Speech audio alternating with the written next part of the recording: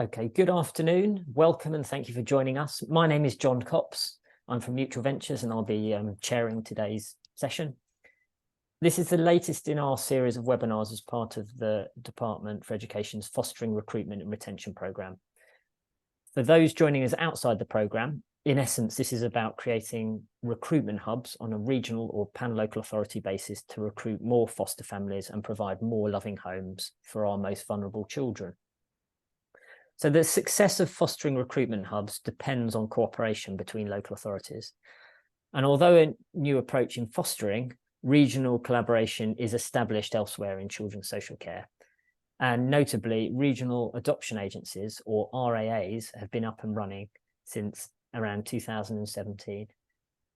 This webinar will explore what lessons recruitment hubs can learn from the establishment of RAAs.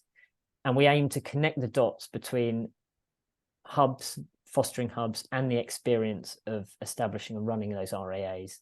We will look at the strategies, the successes, the challenges, some of the things that RAAs got wrong, and then we'll explore how those lessons can be applied to your local authority clusters participating in this programme.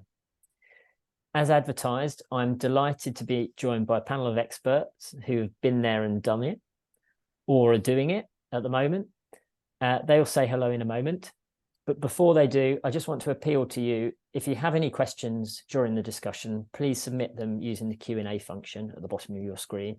We'll try and get to as many of those as possible, and any we don't answer, we can try and answer after the session, when we will also share a recording with you. So let me now turn to our panelists to introduce themselves. Good afternoon, Sheila. Hello. So I'm Sheila Mitchell. I'm head of the Regional Adoption Agency, which is Derby, Derbyshire, Nottingham and Nottinghamshire. We're what we call a hosted model of regional adoption agency. And eagle-eyed viewers will notice we've got two Sarah Jo Howells on screen. So hello, Mark. Your mic's switched off. I'm Sarah Jo Howell. Don't believe the other one. Good afternoon, all. Nice to see you again. For those of you who don't know me, I'm Mark Owis. I'm an independent advisor with Mutual Ventures, and I have particular experience in national reform, particularly in fostering and adoption. And the real Sarah Jo Howell. Hi there, yes, I'm Sarah Jo Howell. I'm the National Adoption Strategic Lead and I work with the 32 regional adoption agencies. Brilliant. Well, great to have you all here. And we'll use this time to have a conversation, as I said, about what's gone well with RAAs, what's still developing, and some of the challenges and opportunities. So Sarah, perhaps you could start off by giving a little bit of background just to kick us off on RAAs, how they came about as a regional service and how they sit alongside local authorities. Thanks, John. Yeah, so it was back in 2015 that the government were clear that they wanted a structural reform programme to essentially reduce the 154 local authorities to around 25 to 30 regional adoption agencies. And essentially, the regional adoption agencies are sharing their adoption services, so it's a shared service. And that ranges from 2 local authorities sharing their service right up to 10 local authorities sharing their services. And as I said, we've now got 32 of those across the country in all sorts of different shapes and sizes and models. And I think that we'll look at some of the read across there between RAAs and what we're doing here in the numbers of local authorities. So Sheila, perhaps if I'm someone interested, give us a bit of colour to this. I mean, if I'm someone interested in adopting in your area, so fostering recruitment hubs is about recruiting foster carers. So if I'm someone interested in adoption in your area, what's changed from my experience before RAAs to now? So I think combining the service on behalf of 4 local authorities, we were really keen that we took the best practice from all of those. So we worked hard together to collaborate around what that was and the way forward. And then as we went live as an RAA, we kept a very tight group of staff that were actually involved in those first conversations with people interested in adoption. So we had a real high level of consistency, warm and welcoming, and encouraging of people. And I think when you do it on a bigger geography, but with less people perhaps dedicated to that, you can achieve that level of consistency.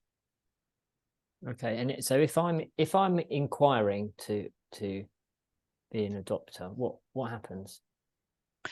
So hopefully you'll have a look at our website. You'll get in touch with us. We'll have a conversation with you. We'll invite you to an information sharing event. Sometimes those are face-to-face, sometimes virtual, and they happen on a regular basis because, again, there's enough volume to be able to do that. You'd then let us know if you want us to have a further private conversation with you, which we call an information sharing visit. And after that, you'd be invited to submit a registration of interest if you felt that it was the right time for you to proceed. And then you'd enter our stage 1 and our stage 2 process. Yeah. So at the moment, hubs, fostering recruitment hubs, are in the process of designing their service and what that journey looks like. And I guess you can only get there if you've got agreement between local authorities. So one for you, Mark. At the outset of the RAA programme, what was done to secure, or during the process, what was done to secure the commitment of stakeholders across the regions? What worked, what didn't work? Others can come in on this as well. Sarah and Sheila will definitely want to come in on this. I think it's important from the outset to say that what we're doing in fostering is the same and different to what we did in RAAs. So government intent and scale are two things that I think are different. Things that I think are the same, and we can talk about it more, that we're looking for shared services.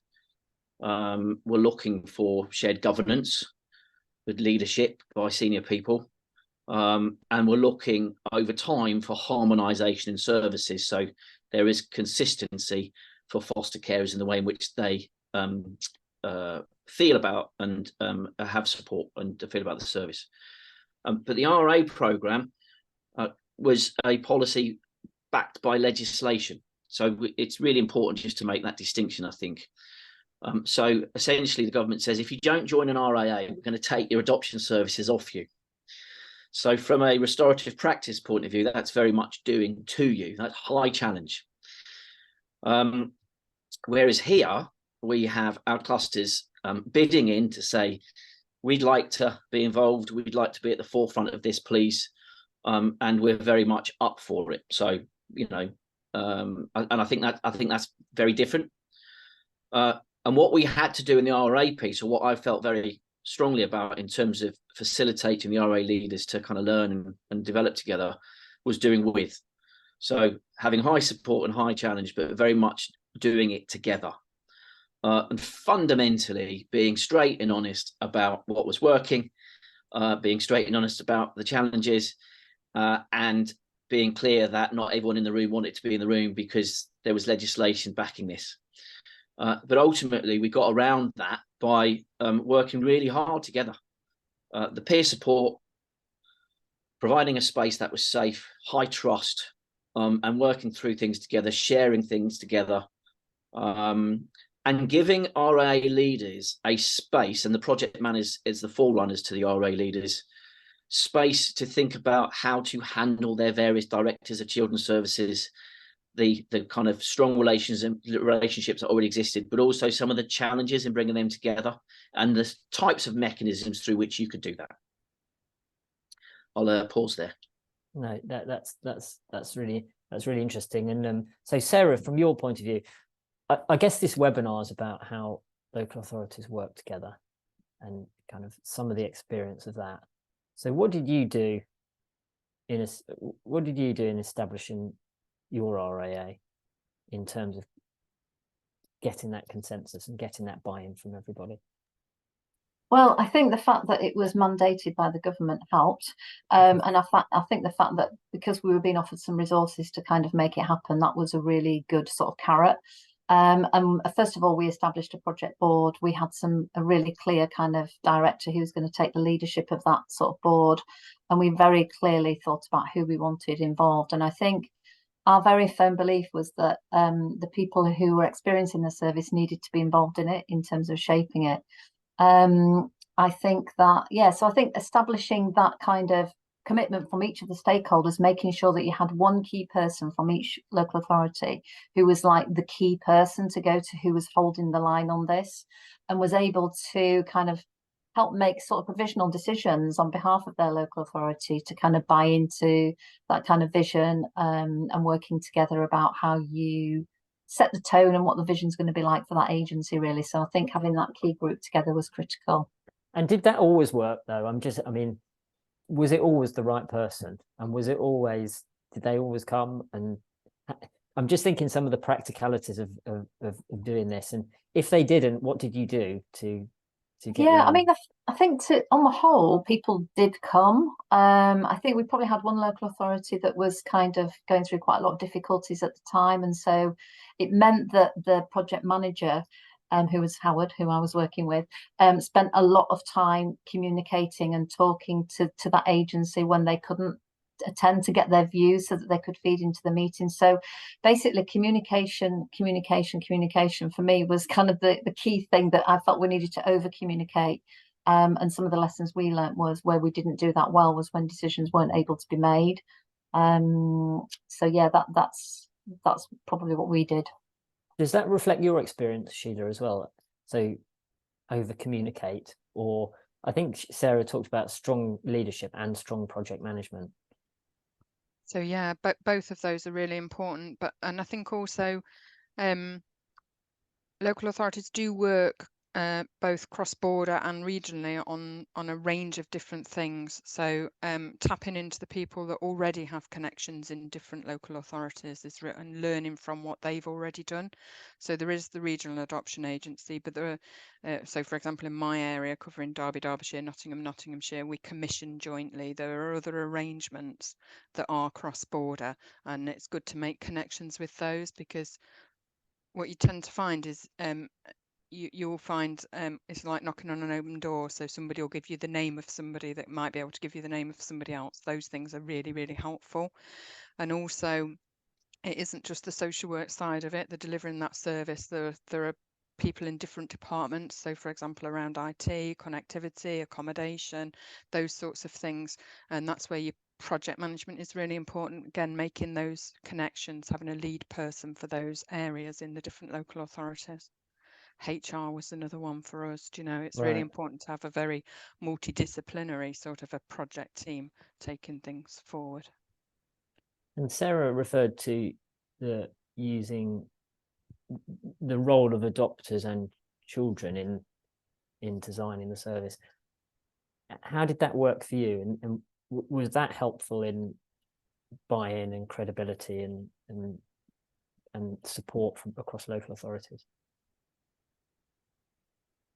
So I think in our area, we probably could have done better about involving adopters and young people. We do better since we've gone live in that. I think there was each local authority communicated with the people that they were involved in or they knew, etc., rather than us thinking ahead to what it would mean as a whole organisation. So we've been better at involving them since, really, than we were in the development. Sarah, can you say a bit more about what that meant in practice? Yeah, I mean, I think at the time I was in West Yorkshire, and we were looking at a model across Yorkshire and Humber, so one adoption. They've gone into 3 separate regional agencies, but initially we did all of that project development work together, and we had adoptive voice coordinators across the three regions, and they basically worked with adopters to put a very clear timeline together. So they actually had a product that they actually delivered, which was about their own experience of their journey through to adoption, from the recruitment and assessment right through to children's developmental milestones, if you like, right through to adulthood. That was really informative in helping to shape and develop the service. And then we had an active adoptees group who were able to, they worked with us, they provided a video about what adoption meant for them, some of their issues, some of their complexities. And it meant that we were able to listen and take on board some of those issues and work with them actually to develop more of a peer support service, which was felt to be a really big gap. So I think it was critical actually to have their involvement at that stage. But Sheila's right. I think in different areas, it's been very different, the level of engagement of people with lived experience in the development and shaping of those services, and certainly one I'd be advocating is really beneficial. Yeah, okay. Actually, we've had an interesting question on through the Q&A, and please, everybody, if you want to use that, please do, about saying that the RAA development included voluntary adoption agencies to assist with its shape and development. And I know they're on a lot of the project boards or strategic boards, but the equivalent in fostering is not that obvious because it's IFAs. Can you say a bit, I mean, maybe this is one for you, Mark, maybe say something a bit, because you had a national role in the RAA programme. Say something about the involvement of VAAs and what you think we might be able to learn from that in this programme. So Sarah and Sheila will absolutely want to come in on this because we've always coexisted in a mixed market or a mixed economy of services, and you absolutely need to understand how you relate to the same services but delivered by other partners in your locality and nationally and regionally. Adoption is slightly different, of course, because children can be placed a long way away from the authority that is making that decision, and VAAs play a large part in providing those families. And also, just to be clear as well, that the adoption programme was about the whole adoption service, and at this stage we're just talking about recruitment and retention, so the comparisons are different and not as easy to make. But I think we should be very early on considering what this means for independent fostering agencies. I know that is not directly part of the way in which we've invited local authorities to take part in this, but foster carers, when they come, prospective carers, when they come to think about fostering, will look around at both local authorities and independent fostering agencies. We know in adoption it's typically 6 or 5 different agencies that approach, and it's a similar figure in fostering. So the way in which we understand their experience and their journey is important. We also know foster carers move around. So the way in which they move from one agency to another, whilst that's difficult still, we know that happens. But also we know that we have children that move around as well between different care settings. And so the way in which we understand their experience of different providers is also important. And of course, the way in which we relate to the regulator and how we understand quality of services. But critically for me is, what do independent fostering agencies and local authorities collectively know about best practice in recruitment and retention? And how do we learn as a system, rather than sometimes too often, in my view, buying into the fractious nature of us and them, when really what we should be doing is placing children with the best carers without delay.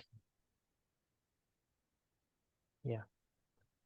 Sarah, do you want to say something about, going back to that point about VAA's involvement? Mm-hmm. Yeah, I mean, in Yorkshire and Humber, I guess we were slightly fortunate because the VAAs had worked collaboratively with us for a number of years, and they actually came together as an alliance. So they had a voluntary agency alliance across our regional, sort of pan-regional footprint. And so we used to have a representative from that alliance on our project board. And so we also had lines of communication. And then any of the task and finish groups around some of the best practice work, for example, we involved them. I mean, there was some tensions because I think the government expected us to have a bit of a tighter partnership than in reality we could have, because we obviously needed to commission some of those services. So there was a bit of a tension there. But I think we took the view that as a strategic development of services, it was really important to involve people who were also experts in the sector and the practice, and make sure that it was a kind of a joint approach. But there was no doubt some tensions at points, but it was definitely beneficial, I think. Mm-hmm. And Sheila, any thoughts to share on that point? I suppose just you can't underestimate really how different geographies are. So again, where I am, there were 2 very small VAs at the time, and they weren't board members, as there were 2 RAAs in the patch went live. But what we do is we work across a bigger region. So we call it Midlands Together, and work right away across the middle of the country, really, in terms of partnerships with VAAs. So it's about finding the fit that works for your area, really. Can we move on and look a bit at what you would say the benefits or key successes of the regional collaborations in adoption services have been, particularly for children and families? So what is it that, what are the key successes compared to where we were sort of 6 or 7 years ago to now? And particularly just from the point of view of what's happening in fostering, the impact on adopter recruitment. Sarah, perhaps you want to answer that one.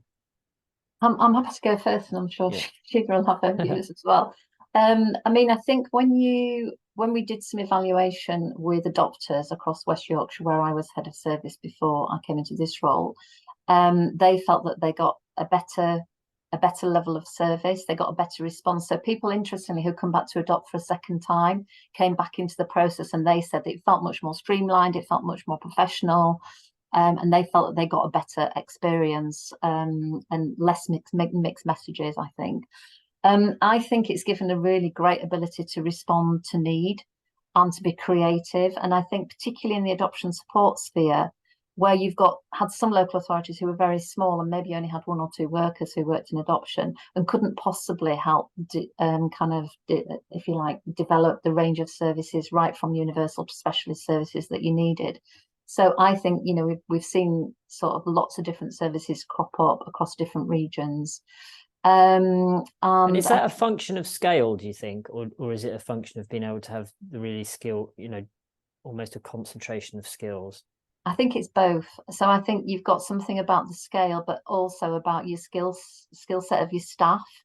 And you've got some who might be able to specialise in more therapeutic approaches, some who do other types of work. So yeah, I definitely think, and actually the staff themselves really see the benefit of this approach because they can become more specialist in some particular areas.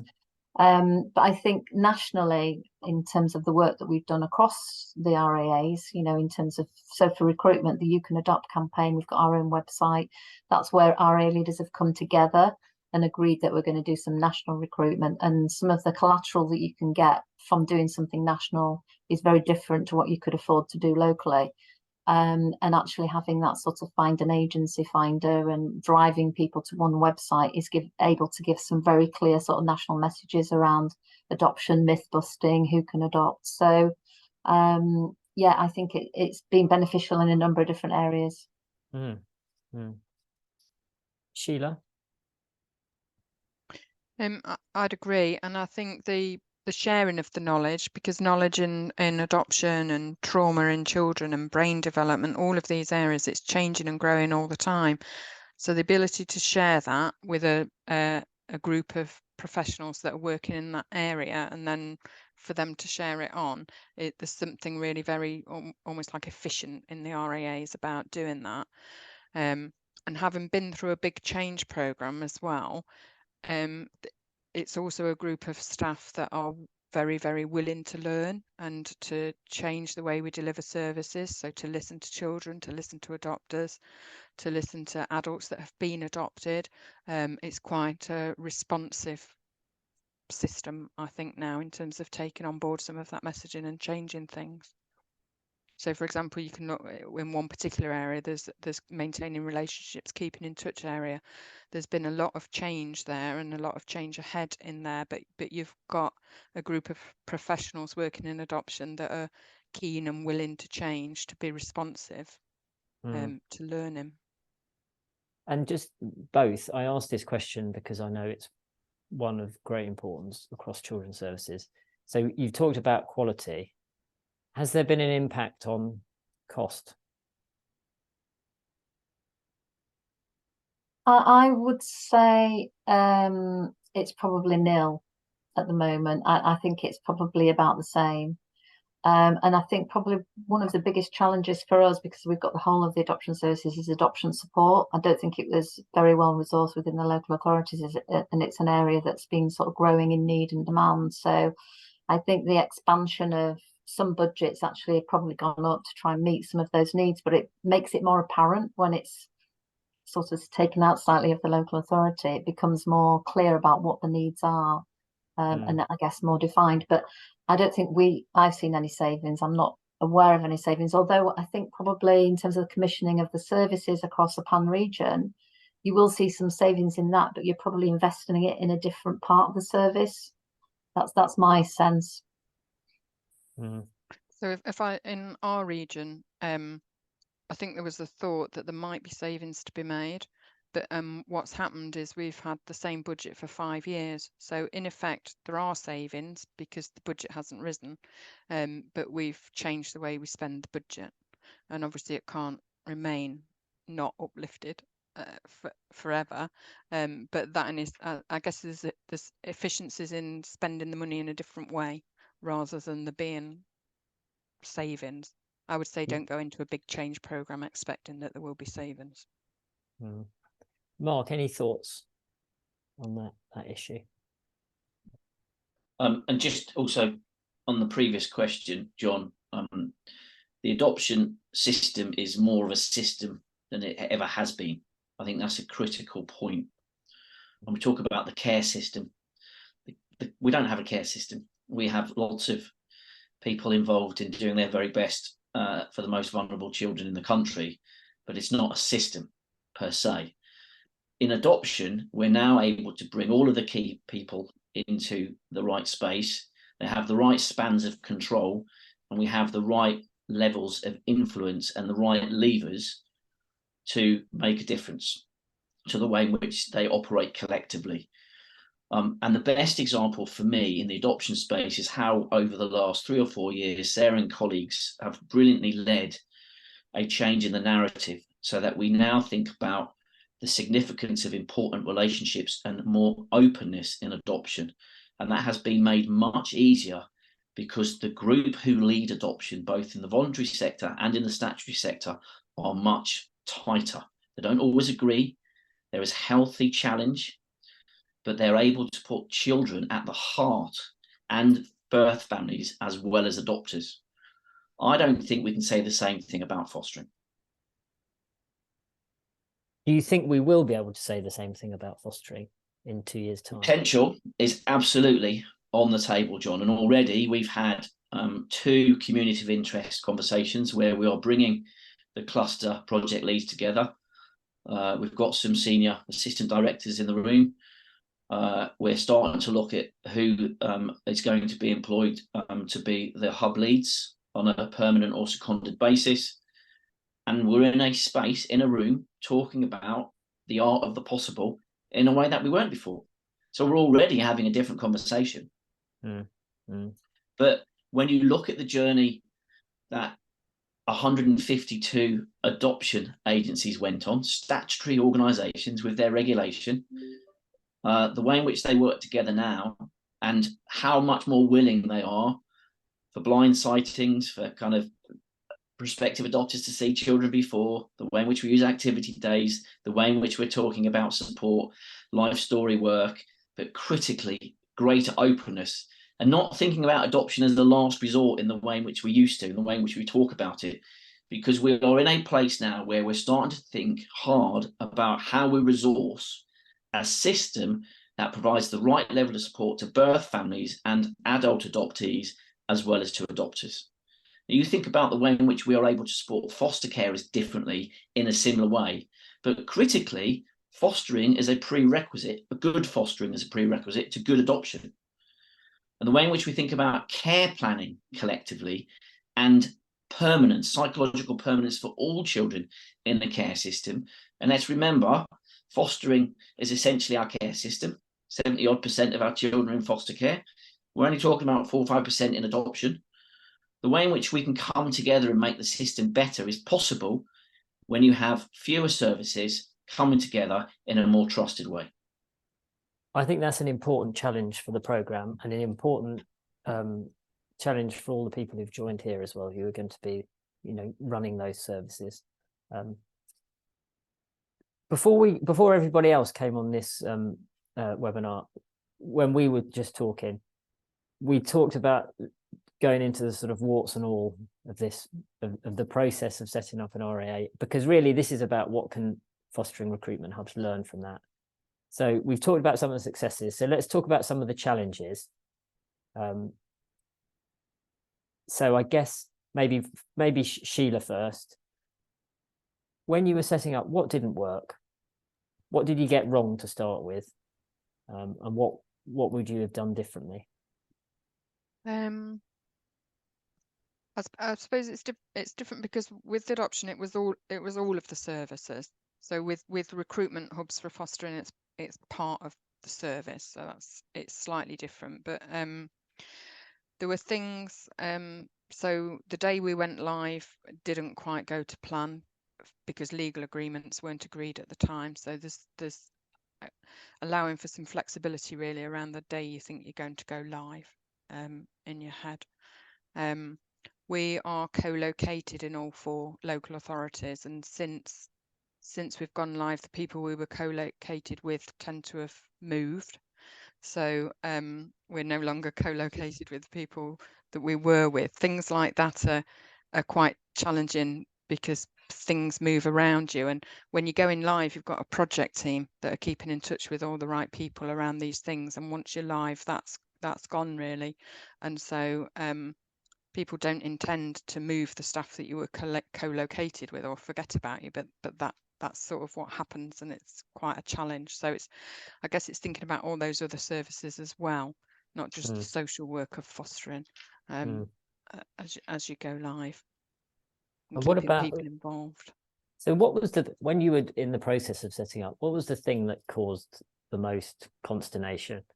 What was where was the big sticking point in the I think process? more about I think staff have a loyalty to their local authority, and so it was a big thing for staff. We're a hosted model, so staff were TUPE'd into a different local authority, and that was a really big thing for staff because there's an identity with a local authority and a loyalty with a local authority.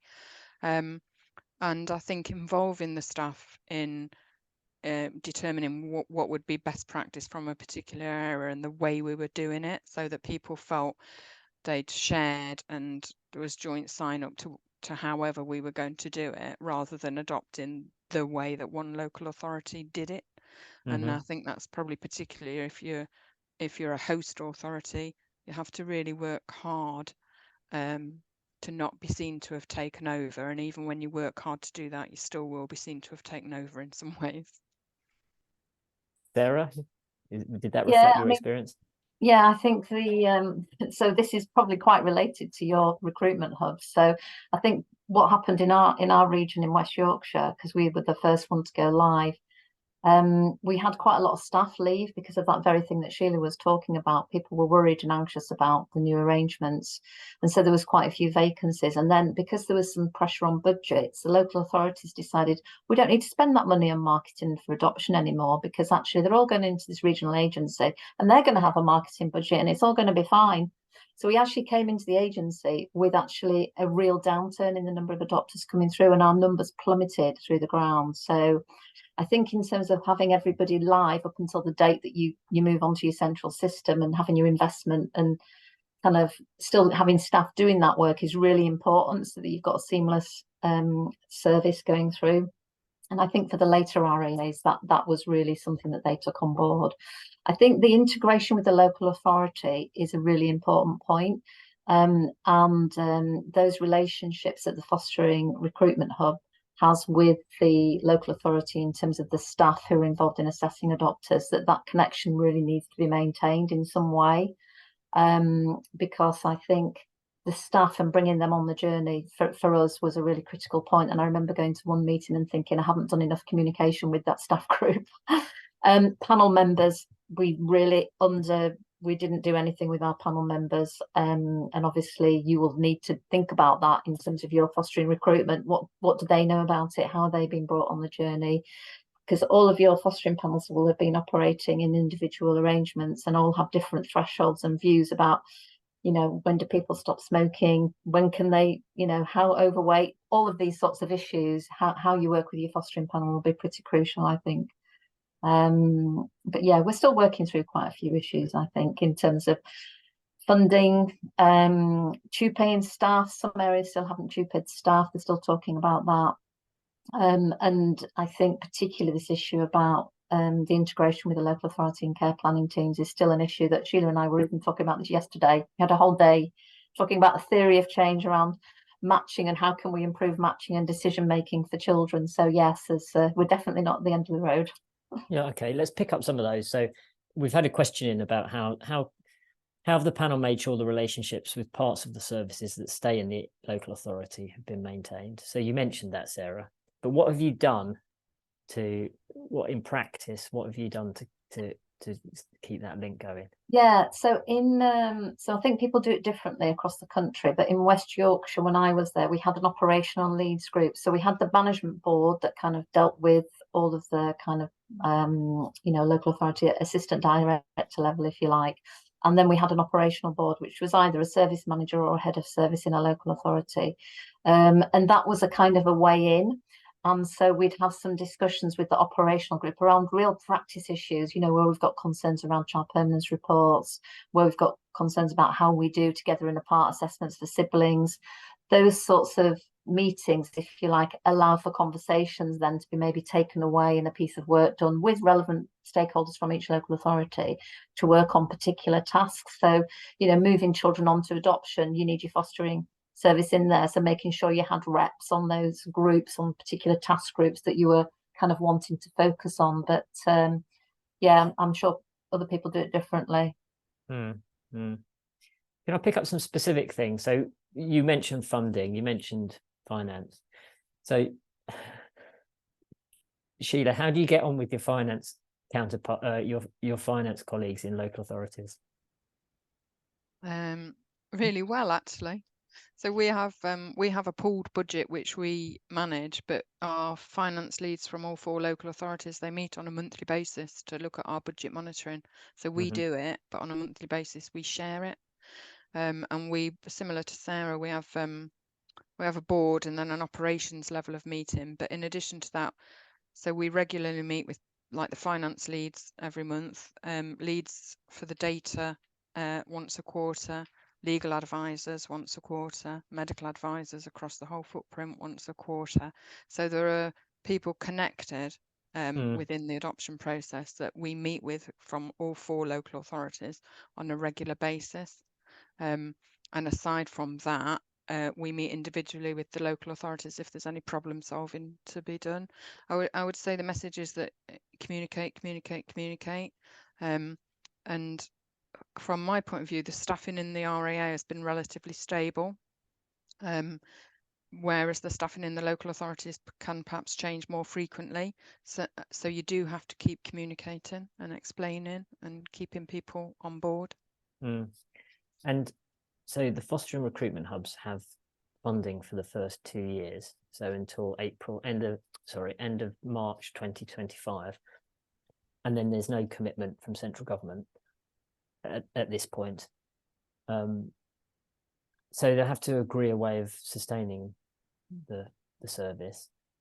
What was how did you have those conversations in REAs, and what was the outcome?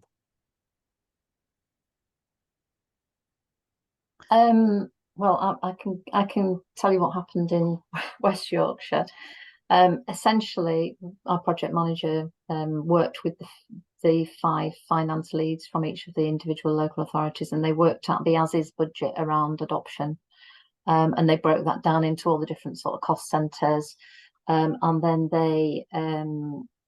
we basically agreed that was going to be the footprint for the first year. The partnership agreement was about it would stay the same, but it would increase for pay awards. So it depends really what you've got in your partnership agreement. We got that agreed that we would keep that for the first 3 years, and then we would move to look at an activity-based budget.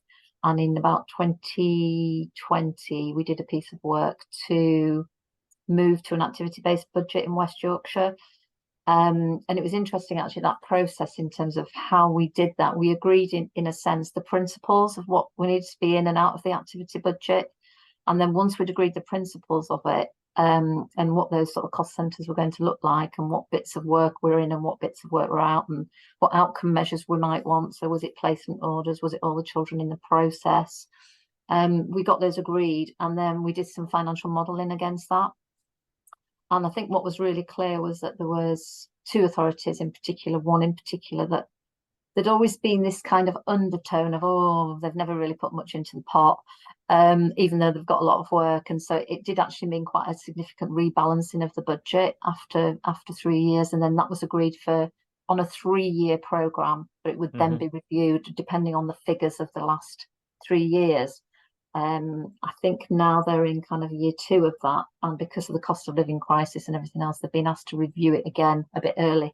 But yes, it's not easy, and I think it's a real issue for people across the country, particularly given the interagency budget, which is in scope for some REAs. So I have that within my budget in West Yorkshire. I think Sheila has that, but in some areas they don't. That's still made by the local authority, and that's a big issue, I think.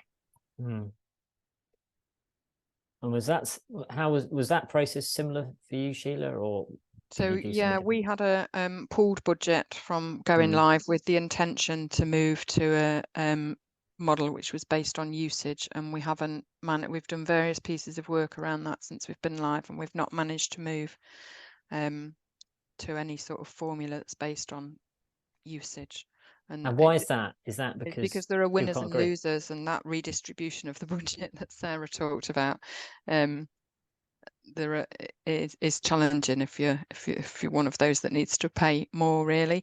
And I think my local authorities probably have taken a more longer term and collective view about the value of the RAA within the region, and that allows a level of tolerance really about that winners and losers. Right. Can I ask something different, Sheila? So one of the key issues in the Fostering Recruitment Hubs is how foster carers are distributed between local authorities when the inquiries come in, and so what happens if one local authority gets lots and others don't? And I know in RAA there's a similar issue with matching adopters and children. And how did you manage this? How did you? So we very much take a collective view. So they're in Adoption East Midlands, we would say they're our adopters and they're our children. So we don't really count up particularly, which is probably why we've not managed to move to this budget via usage. We intend to meet the needs of all the children in the area, and give a good service to all the adopters in the area. And we're taking that sort of longer term collective view. And I think especially with adoption, because if you just take a year, you can have such variations. So taking a longer term view, and all of the aspects of adoption. So one local authority might be placing more children, but another local authority might actually have a bigger population accessing adoption support. I just think we've taken a collective view around it, and that's what helps with fostering, because it's the recruitment hub bit. It's more of an issue, I think, because you're not seeing all of the children as our children. You do need all those children in foster placements, but I think you can look at data around what's happening now, so before you move to a regional model, and then think about what happens after that in terms of a status quo and growing for everybody. Mark or Sarah, any thoughts on that? Because that is a key issue for. Yeah, I mean, in Yorkshire and Humber, we did some marketing work across the whole of the region, and we had that similar issue that you talked about, John. And we made an agreement that similar to I think I was listening to the North East, whereby it's the geography of where somebody lives, unless they specifically say I want to go with a particular agency. And actually, we had to respect the fact that there was a particular agency. Interestingly, the issue for us was about what if they wanted to go with a voluntary agency, because it was a joint kind of campaign for older children. And actually, the way that we sort of came up, well, I guess the way we addressed it was that basically we gave the people choice about the different agencies that were operating across the region, and it was for them to decide. But if they weren't bothered and they weren't sure, we just used to put them through to the local authority. I think there is something about trust, though, and kind of that whole issue that Sheila was saying about there are children, and getting away from kind of that individual sort of view. I mean, the difficulty, I think, is when you go to corporate parenting panels and you talk about how many adopters have been approved in sort of the Wakefield area, for example, or the Kirklees area. What have you got that information to hand? And I guess there's something about your local authority comms colleagues making sure they're pushing out the messages that you might be doing centrally from your marketing approach, to making sure that all those messages are going out, so at least they're getting the equal airtime. And I guess it's something for the hub manager to really be mindful of, and just make sure that there's no sort of biases that are coming in, and yeah, just have that open transparentness around what the issues might be. Yeah. And just to add a layer on this, and I'm going to come to you, Mark, on this, we've had 2 questions in about foster carer payments. So how important we think it is to equalise foster carer payments across the local authorities in a hub area, and what does that mean? Do they need to be standardised as they're not currently? I think that's tricky for a recruitment and fostering hub initiative. And what's very clear from this conversation is how different the 2 programs are that we're talking about. It's much easier, albeit very difficult, to do that type of harmonisation work, for example, just with a collection of adoption agencies that become one with one identity. But what we're not doing yet, if at all, in the future in fostering is seeking that commonality across the whole of the foster carer journey. I think the more harmonisation we can get to, the better it is for foster carers. But we are not looking at harmonisation equally, are we? Because even if we got there with local authority foster carers, there's likely to be a lack of a level playing field with the way in which independent fostering agencies are providing their services. So I think that question has to be answered in kind of what the whole system looks like. I think what we learned, Sheila and Sarah, in harmonisation terms, let's just talk about practice, is you can't push it too quickly. And I think collective agencies find their level over time. And I think in the main, quality goes up rather than going down. And we've been able to do that in the main with the same envelope. It hasn't cost more money, has it? But we do know, and we talked about this in the community of interest, for example, Norfolk, this was well publicised, have just addressed their fees, well, not just, a couple of years ago, 18 months ago, and they actually reduced their fees to their foster carers, and actually managed it very effectively.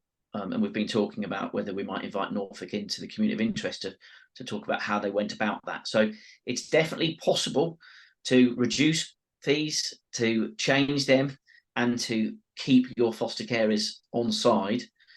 But I think that's a different conversation when you're just thinking about the hub. Yeah. I think, can I just come in? Because I think there might be something that local authority fostering payments are probably quite complicated in terms of there are little different bits of allowances for X, Y, or Z. And when I talk to my local fostering colleagues, they'll say if you add it up, it adds up to the same sorts of amounts that IFAs pay their foster carers. So harmonisation or not, we perhaps could make things more transparent and simple and clear.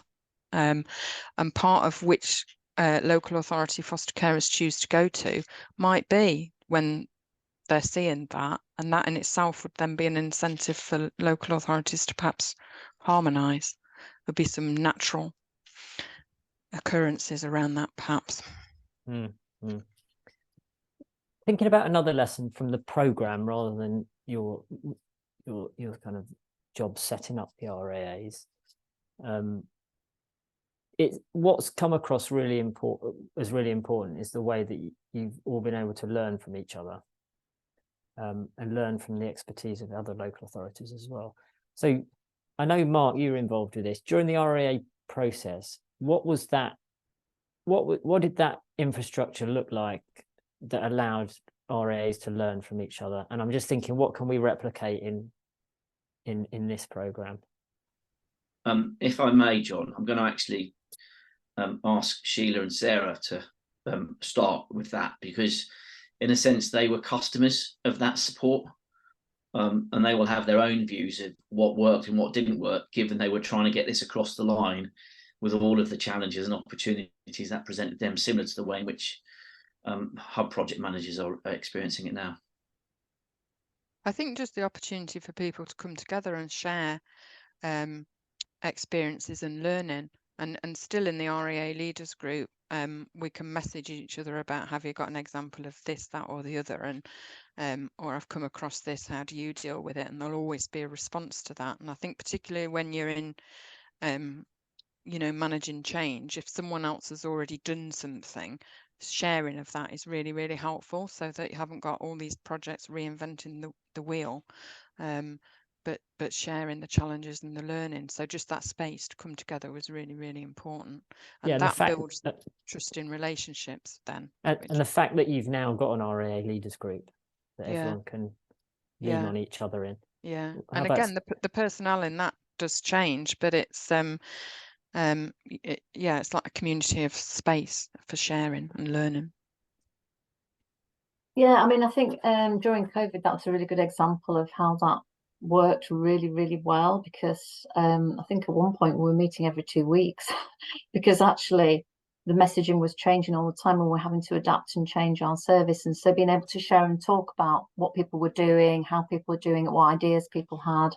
And, you know, we came up with some really innovative ways of kind of approaching different issues, and it meant we could think together as a kind of a system. I mean, we've now got a kind of a team space where we've just going through the thematic inspections at the moment that the Ofsted are with us. We've got a pooled place where we can put documents and share views and ideas about how we might approach that. And I found it really incredibly beneficial, just that peer support. So, because it's a really unusual job, I think, being on a regional footprint, trying to manage all of those local authorities, and you're talking with people who understand the same language. So it's just really great. And I think the service director or the service head, or whatever they're going to be called, of a fostering recruitment hub is a new job.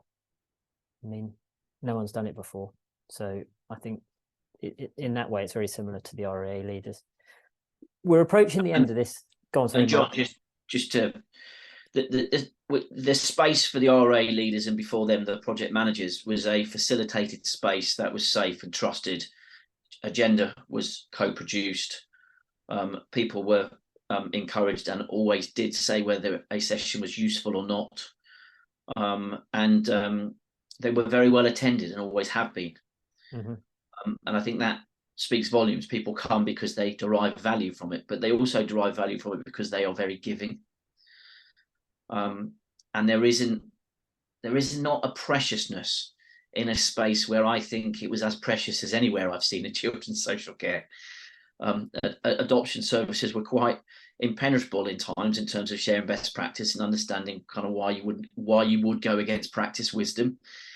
And now it's very, very open. There's much freer spirit, and the innovation is palpable. That's great. That's great to hear. We're getting to the end of this, so I thought I'd go round and ask everybody for one thing, one piece of advice, just for people watching this to take with them as they're continuing their journey. Sheila, do you want to start? I suppose take the longer view. You can have very high expectations of yourself in leading a change program. So just take the longer view and don't expect to achieve everything today. Mark? I think know that other people are going through it at the same time, and be open and honest to what you share and the art of the possible, but also look to other similar regional initiatives that are already working and piggyback as much as you can. And Sarah? Communication. Enough said. So I'm going to bring us to a close at that point. So it's important to remember the purpose of this work and, you know, the ambition to achieve better outcomes for children.